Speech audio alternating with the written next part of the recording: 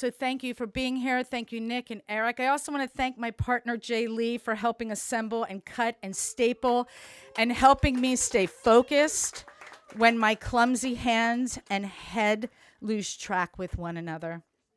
I've asked the readers to introduce themselves and to share with you something that's happening or coming up for them.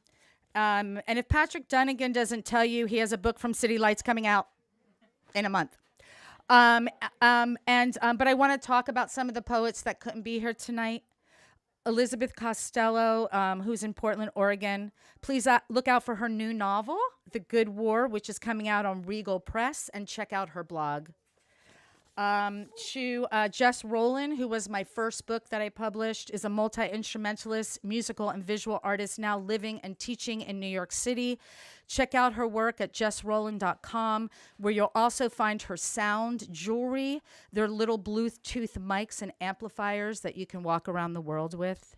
Stephanie Baker, living and thriving at Project Artaud, is a performer and poet. Her memoir, Mud Pony, is also available on her press called Kettle River. Brian Lucas, our Renaissance brother, always creating those gorgeous artworks that depict the mind of the universe. All his musical projects, his most recent, Loose Diamonds, which he's so excited about, and his project here with us, Warm Spell, which I'm always excited about. And so much other beauty and laughter he brings to my life, who's going through a difficult loss right now. So let's keep him in our hearts. I dedicate this set to him and this night. I thank you for being here. And we'll start off with Nicholas Whittington, then Ava Koohbor, then Tammy Fortin, Patrick Dunagan. We'll take a short break, and then Warm Spell will perform. Thank you so much for being here.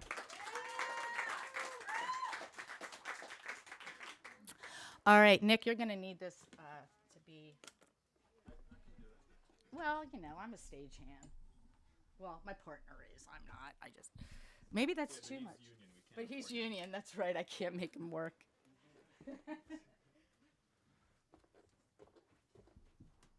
All right. So, she said to introduce myself, but I just don't think I'm going to do that. I'm going to read a smattering of poems. Start with one that I wrote on my 41st birthday a couple months ago. Then a couple other real recent ones. Then I'm going to read a couple from this thing that I gave to some friends on my 40th birthday, and then a couple from the chapbook that Marina put out called Even Odds. So let us begin. This one has the creative title of 41.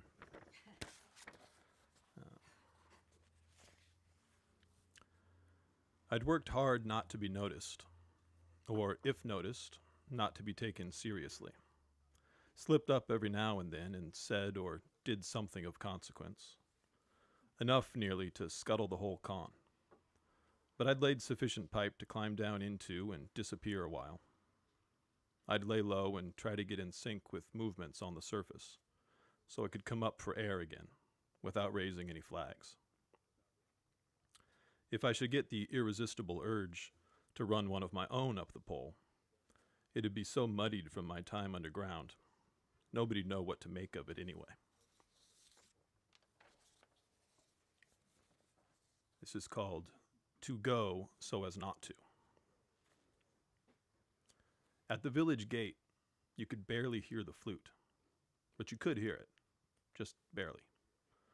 So you knew you were in the right place, or at least close enough you'd be able to find your way in the end.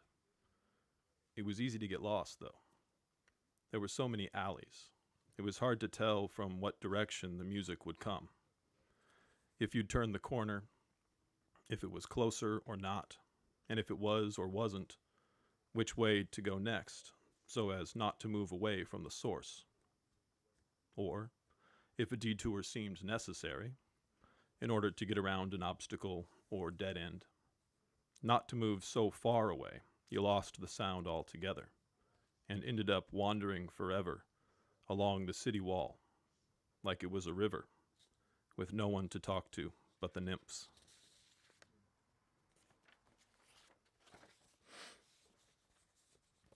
This is called Marvel. pulled all the air out of the comic book balloons and watched the words tumble, then said something myself in a voice I recognized but couldn't quite place.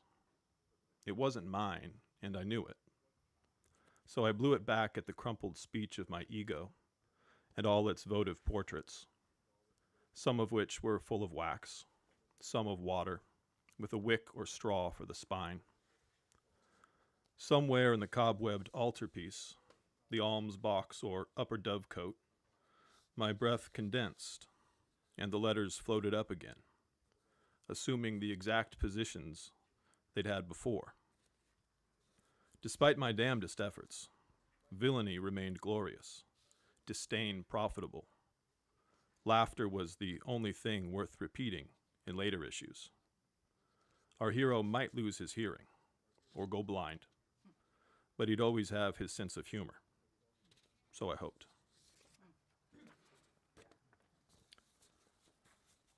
This is called Glued Them to There. The story began to unravel. Narration effectively ceased.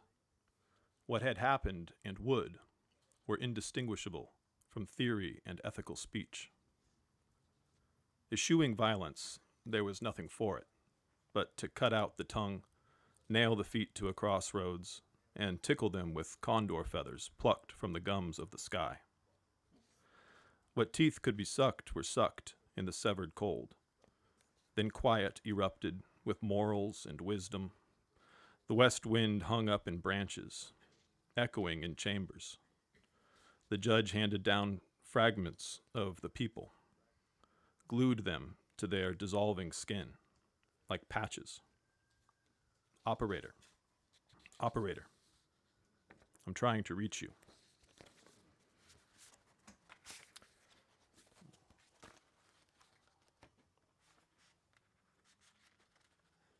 So this book was creatively titled 40. But in Roman numbers, in Roman. Otherwise known as extra large. Yeah.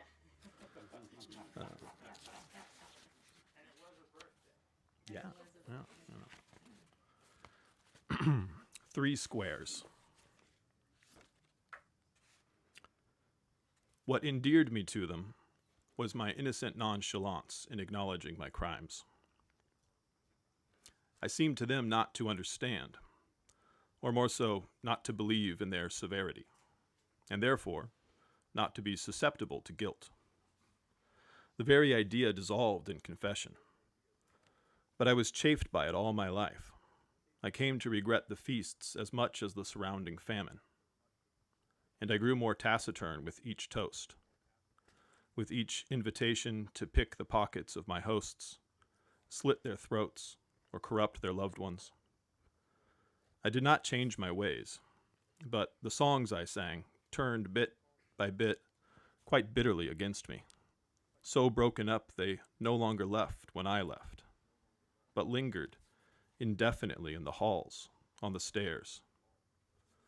There were fewer and fewer invitations, fewer feasts, and I thought I might starve. Then the day came when they locked me up in what was supposed to be a soundproof room, and fed me 3 squares a day, and just let me be.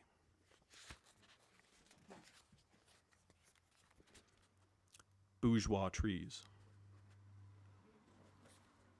Rust halo over turquoise church. Orchid big rig at bricolage curb. Bourgeois trees stalking a flooded moonscape. The winter city scratched along tracks where the train runs through auroras of dust, and the window becomes a wall, rushing by as we descend into earth. It's the quickest way to get where we're going, but that doesn't make it any more comfortable.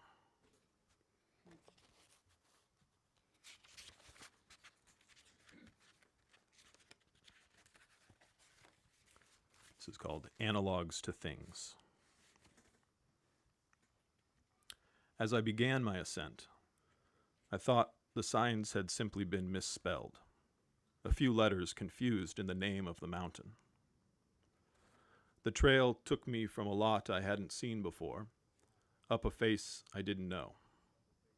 But in the end, I figured I'd reach a familiar summit, no doubt having glimpsed, with increasing frequency, vistas I knew well enough from other angles. I was wrong. There were analogs to things I knew, but nothing I knew at any point along the way. When I reached the top, I looked out over an unknown landscape toward an utterly foreign horizon. To the north, to the south, to the east and west. I have no idea how long I stood there, but after a while it seemed clear enough. There was nowhere to go but up. All right, so 2 from this, even odds, thank you. The first one is called Thanks for the Book. Thanks for the cover. The story follows us, thinking what it might develop into if it were concerned with development in the real estate, not the imaginal or memorial, which is where living, anyway, takes place. Empty lots and boarded windows, as seen on TV or in the mirror, late nights, behind shaving soap and self-esteem. It had been a long day behind the wheel, 2-3 times as long as he was on the job, or on the clock, as he was always on the job. Unremunerated though it may be, it left him little time to work for his living. And the last one for now. The confidence is twofold. I want them to believe me, and they do. And I am a fool for not following suit. I've played along so long the game's become me, and it's just as well. I've no other cards up my sleeve. Too often I've let things go, wanting to believe they'd return, or I would to them, as if in the interim neither I nor they could possibly decay or develop past recognition, past anonymity. Thanks. Yay.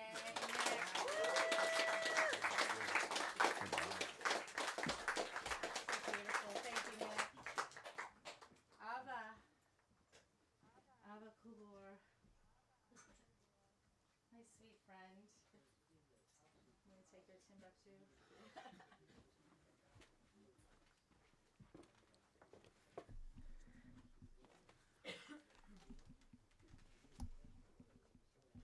Okay, hello everybody. Thanks, Marina.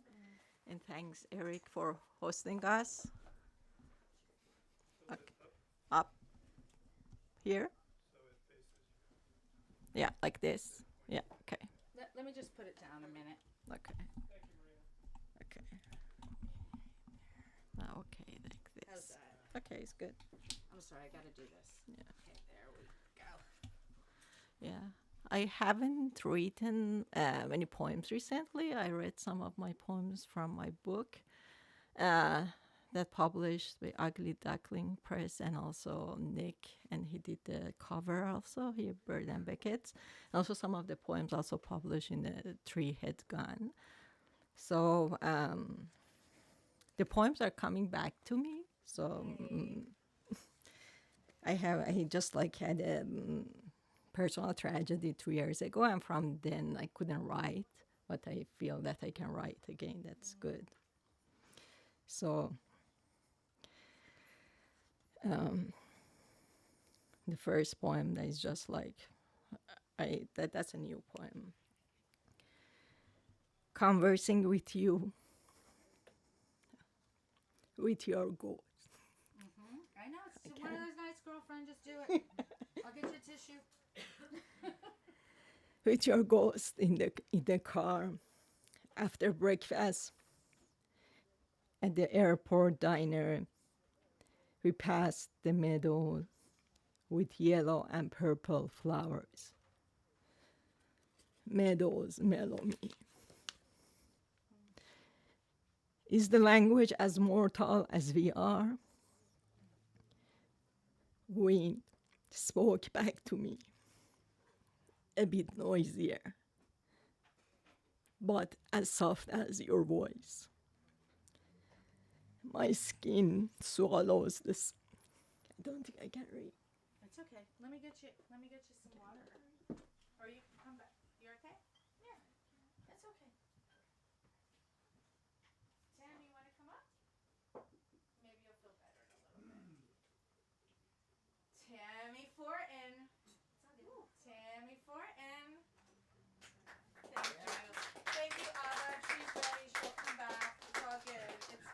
Tammy is here. You ready to read? Yeah, I am. Thank you, Nick. Thank you, Ava. And sometimes it's okay to feel stuff. And I think Marina was feeling some stuff too, and that's really cool to be able to have that emotion. So it's all good.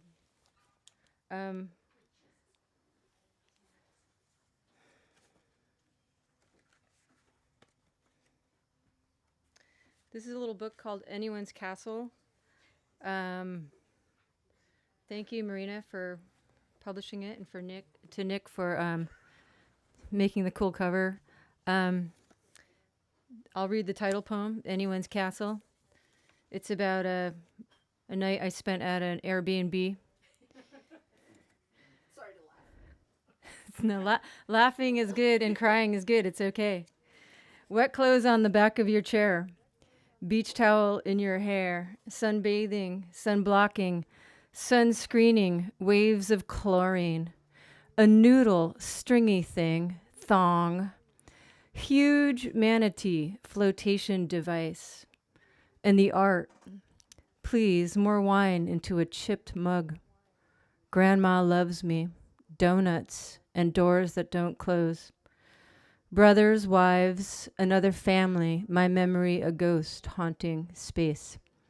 Dancing in the kitchen, lying in the sun by the front window, waking up next to her, soft floating sunshine. The green of the black locust tree.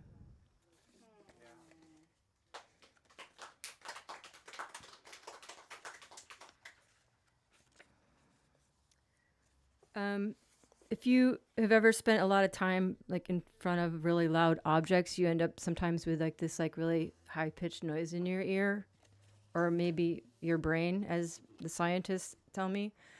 So I wrote a poem about the ringing in my ears, and it's called Sounding, a love poem to my tinnitus.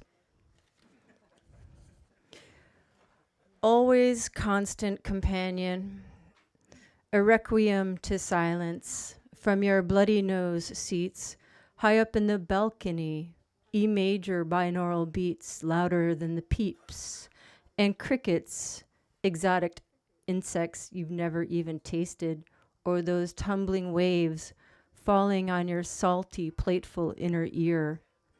Tectonic, sonic, vibration, analog, fast acting, masking therapy equals. Do you guys do masking therapy, anybody? It's very interesting. It's like a rainforest shower, New England thunderstorm, Canadian waterfall, music box toys, white noise, brown and pink, 8,000 hertz per minute.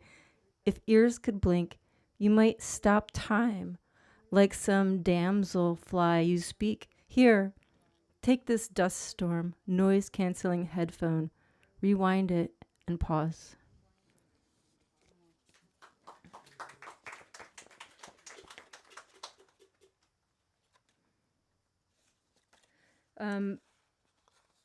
Has anybody ever seen that movie Solaris? Yeah. Not the George Clooney one, though. Yeah, Tarkovsky. Yeah. It's really long. It's really good. I kind of cheated a poem by watching it and writing some stuff down. What'd you say? Richard forced me to watch it. Richard? Elizabeth said she was forced to watch it. It's really good. Oh, I haven't watched her. No, you haven't. Solaris Stalker. You watched. Oh, Stalker's really good. Yeah. I watched Andrei Rublev. And Yeah. That's another one. Yeah. They can be a little slow. But Psychedelic. The images are amazing. So it's really cool to write a poem while watching this thing. Solaris, metal passing through concrete, dull light and so many spectacles. In the land below, from the window seat, we pass over until there is only the ocean's great theories. A horse walks by your bedroom door while scientists collect close-ups in a jar. The ocean is dreaming you. The horse, this house, your wife. The floor is pitched to deposit you, silly, in those quiet moving molecules being born. A girl in a dress becomes her own judge. Witness the island of her memory. Spoiler. Paper strips rustle in the air vents like leaves on trees, but I can't remember the ending. I think I fell asleep. Me too. It's really a long one.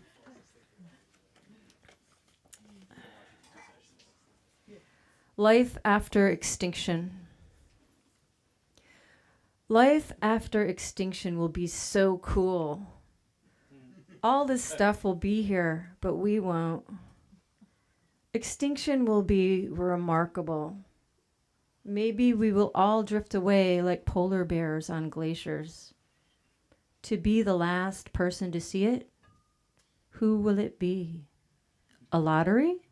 Some reality pilot? Audience of one, hand clapping. Broken readers in the infinity library. Can you see it? Call 1-800-LAST-YANKEE-STANDING.com hashtag money, money, money.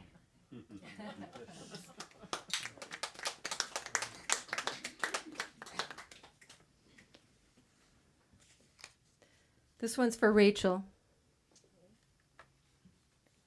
Virtual slap and tickle. Van Cliburn, dulled by smoke as the fire dies, the air is deep and damp.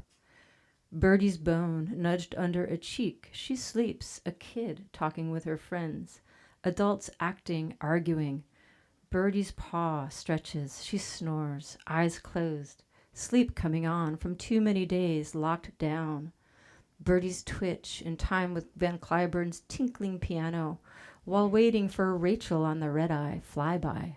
We're doing our best, connected on the conference line, drinking wine together, the weather, forget about plans, work, travel, hugs, spur of the moment makeout, the new decade, it's just beginning to make you sick. Lifeline, pipeline, sunshine, virtual, slap and tickle. How much more? One more?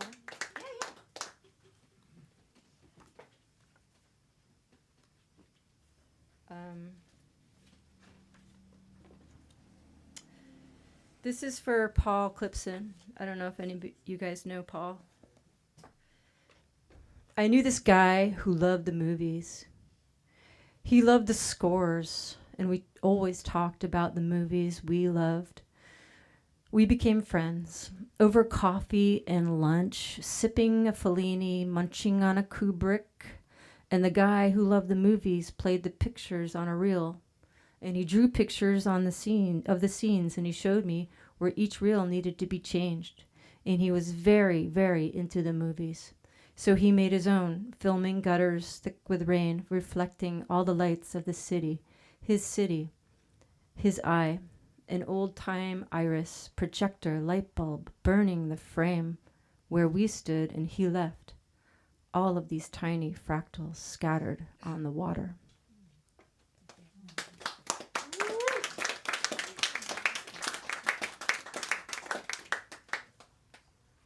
This is my last poem. It's called Take a Message.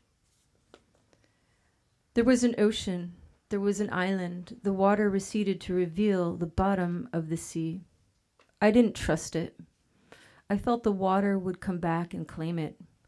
I walked toward her. She was a pilot, and she was taking photographs.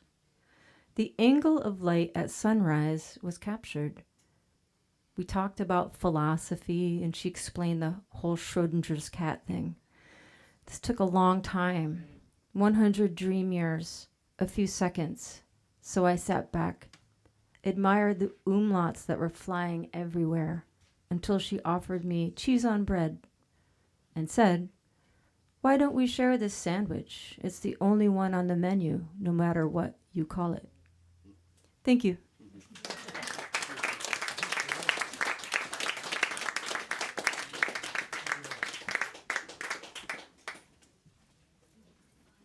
Tammy didn't tell you that she has a novel called The Modern Champions of the World, which is, she's one of the prose writers I made write poetry.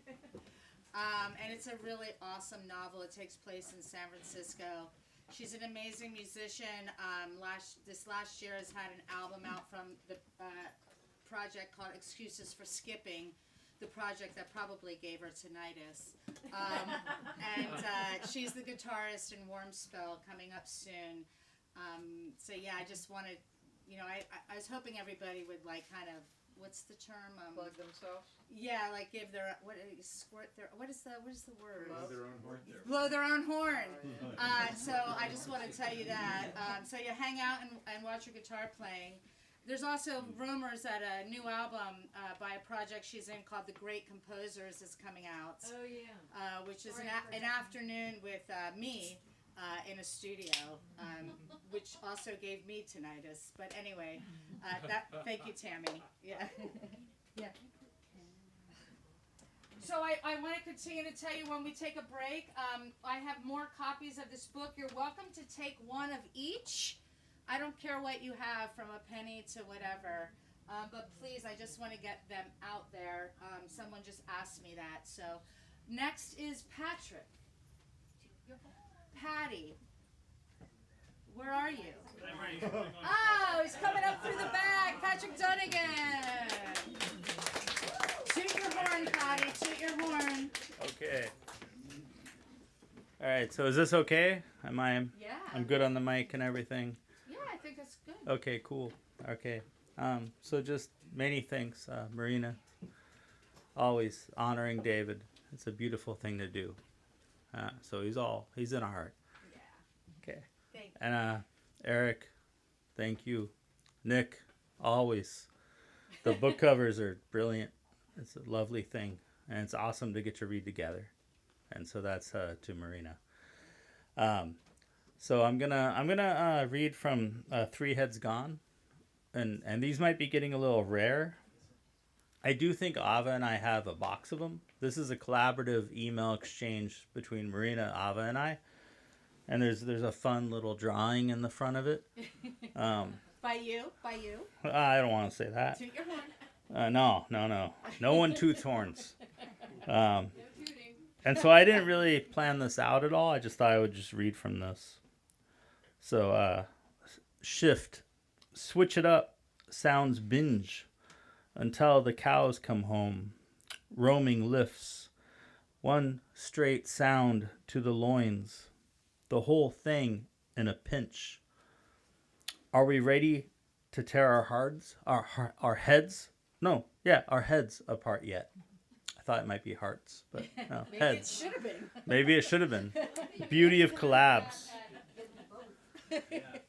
So this is a that's kind of long. I don't want to read that. Yeah. The land of California. I've never been to Attica. Have drawn another hand, skin marked by assumed innocence without trade. One's life for one's art, location, everything. I've been trading for years on California. The easy. Faith come my way. The galloping gaze of eyes know the gate of nature. That was you. Sun-fixed, kilowatt of sound, fancy lightning, an eye and tilted alive, exhale, reach past the illumination, sly point milled, the heat fights you. Listen, little trappings. Listen, sage, menace. Listen, sanctioned, apostrophe. The losing is brain, width, and the mighty meaning. a silent etching.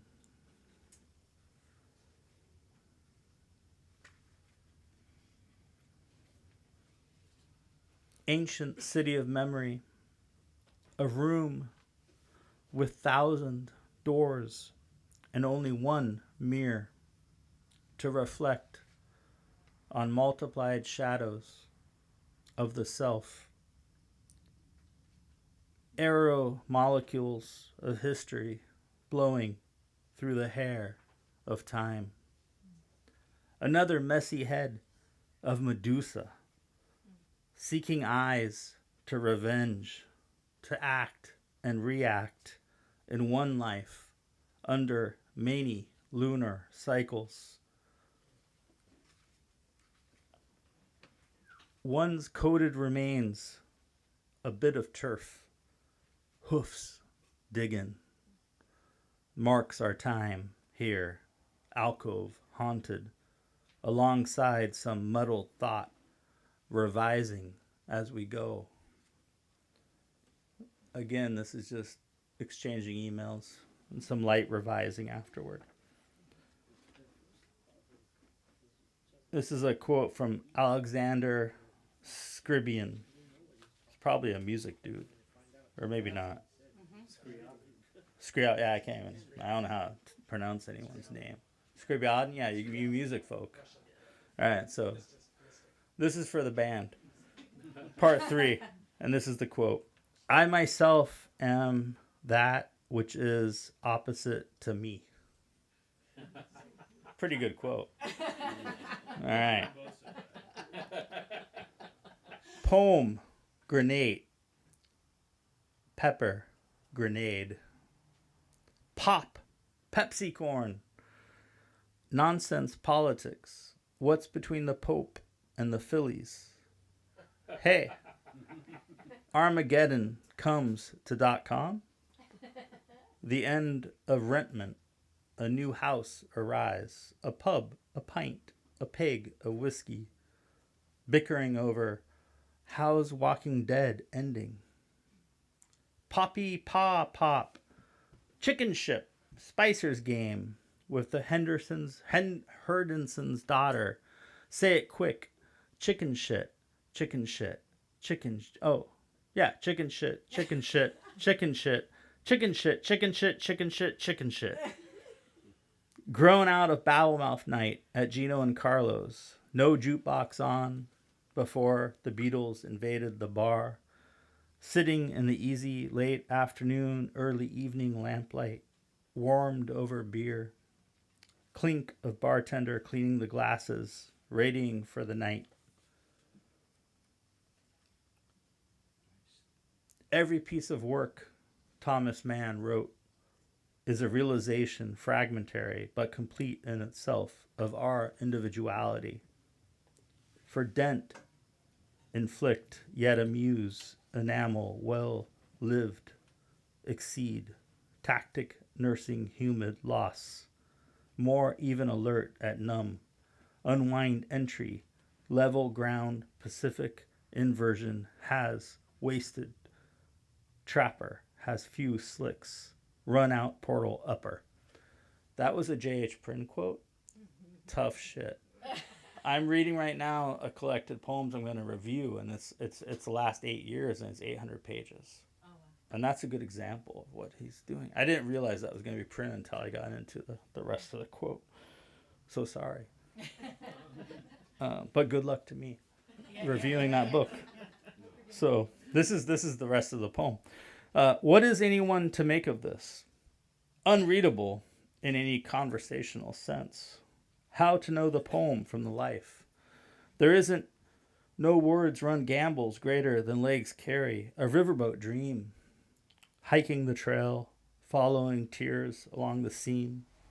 There's a tale the gods' growler got dumped down upon us. Birth of morning rain. What a pour the poem is coming down. Sometimes answers come as hallucination, making an echo into infinity, or a mirage in reality, like peace, like love, non-tangible abstractions. Sometimes answers are so banal. And I'm gonna close in a minute. I just wanted to say that I'm realizing now that a lot of this is totally we like cut up the poems and just totally did a thing where they're not individual poems. They're really our voices. Lines get, a few lines here, I think, and a few lines there, and we're trading among the three of us, which I think is poetry. I have no idea how else you do it. And that was the first book that Nick did the cover for. That started the Yeah. look. That's Classy shit. yeah. Yeah. Okay. I'll just I need more hallucinations, but I don't want to know. Don't want to know. I don't care about poets on the loose in the staggering field of up when I am under. The boredom of NUI itself, I can scream or buy produce, chop it, carry brown bags, or pay for wigs. Do you know what I mean? Cover my head sometime. Am I a poet in the dark of what I cannot see? Am I an eye in the hole of my head, a comic? I need in me, but I'm always laughing. Be still now, a chopped marvel, a door, drifts of honks, lost high above shifting lights, amid lane changes, a lasting need to piss. Grazie. I just want to say that this is the book that came out of Patrick's called You Can Hear It If You Try. And Nick did this beautiful cover, which you can see it if you try. You actually have to be up close to see the brilliant, and it's a one long poem of Patrick's. He chose not to read, but I'm really glad that he reminded us of Three Heads Gone. Thank you, Patty. Thank you once again. Do you want to come up? Yeah, come on up. Ava.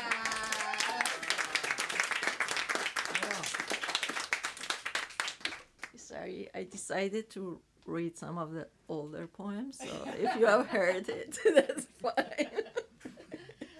Okay. Love letters. 1. If I were to wear a brick dress and become a tower, 49 feet tall, 13 feet wide, with 1,000 polygon eyes, to watch the land in medieval Persia, would you write me a poem and learn how to pronounce Kharagan?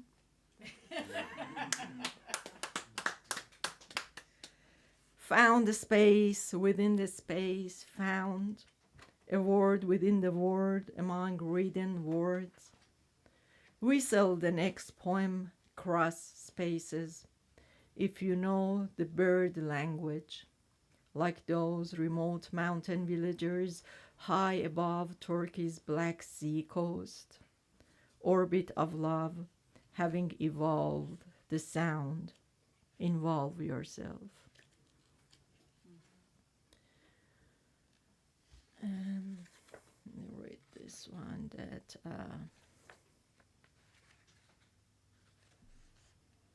warning.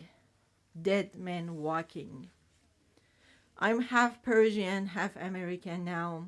I have watched so many zombie movies that I come to believe the apocalypse is a fact. Bunch of fit people running around in leather coats, samurai swords, stick fighting like kung fu masters, feminist attackers with ninjas uniform, embracing full hijab, an apocalypse like a mixture of Halloween and Easter. Everybody in mask and costume, hunting for eggs and machine guns. An apocalypse depicting a future with green forests, loft-style sanctuaries, free lands, no rents, heroes and heroines with trendy haircuts, and skinny jeans committing legitimate crimes. I'm so much American now that I bought a Ranger knife from Utah, with which I peel off my oranges with ease while watching the dead feeding off the living and the living beheading the dead in order to live. Yeah. I love that poem. And I just read one more poem and that is just always fun for me to read. A Song for Desire. That I need, I need, I need. I need, I need. I need, I. I need to need a need. Need I to need a need. To need, I need a need. I need a need. A need, I need. I need, I need. Need a need a need. Ni da ni ida ni a ni ani ani ani nani ni a ni a I dan d n I Eden. I. Thank you.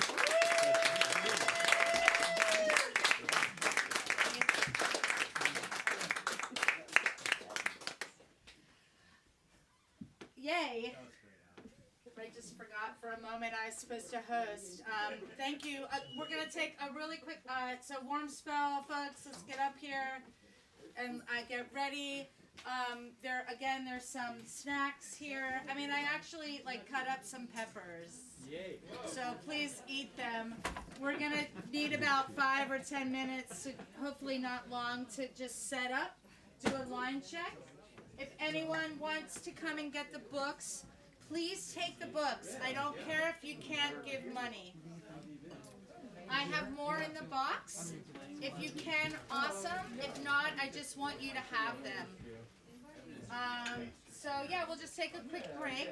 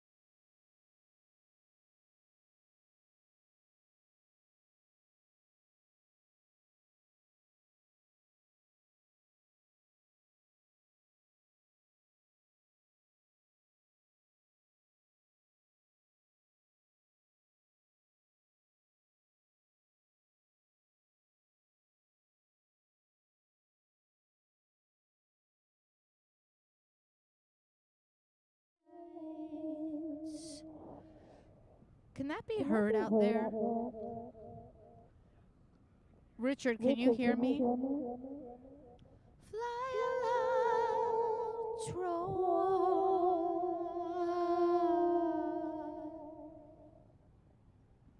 tree.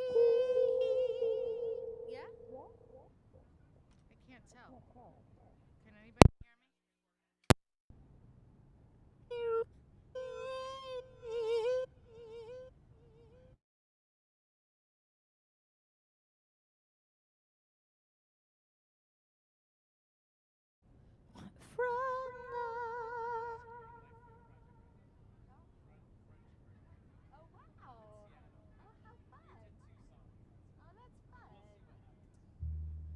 Also, I'm going to be recording some of my songs solos, so my solo stuff. So I want.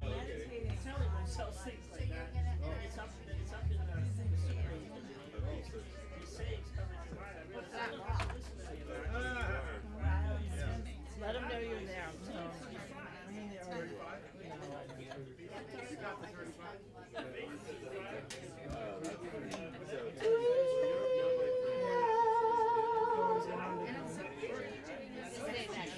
Say something so they know you're there.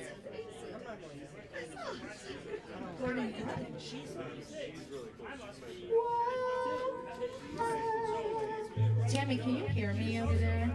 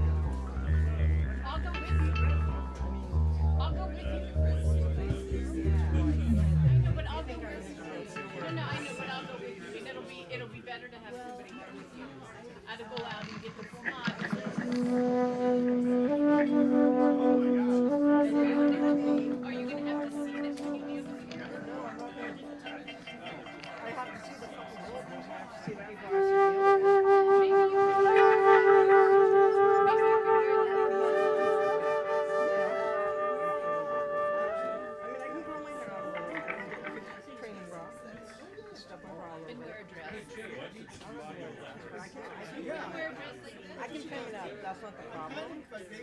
The problem is, A, you're not Italian, I don't speak it. When you find out I'm Italian, feel I'm in the house system at all. I don't feel I'm in the house system at all. Because my niece is my sister-in-law said she's trying to get the passport for my niece, and they said, why haven't you learned Italian? They give you so much shit, and when I was at the embassy, the only reason that I even, like, they didn't give me, like, so much shit is because the lady, like, saw who my dad was, like, and she didn't know who my dad was yesterday.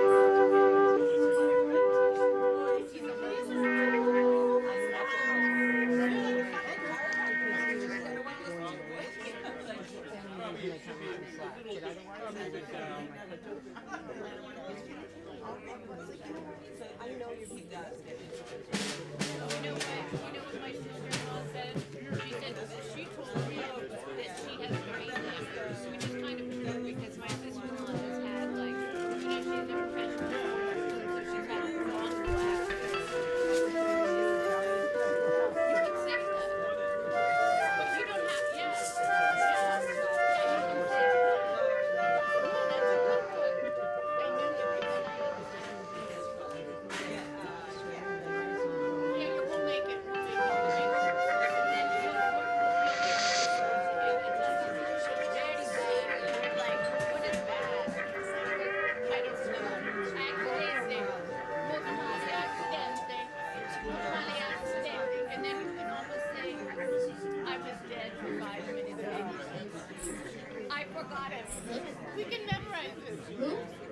My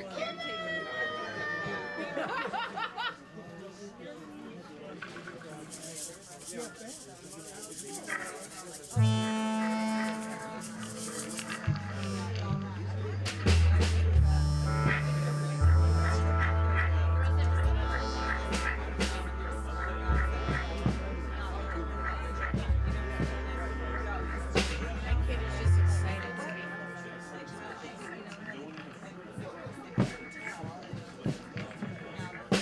I get it.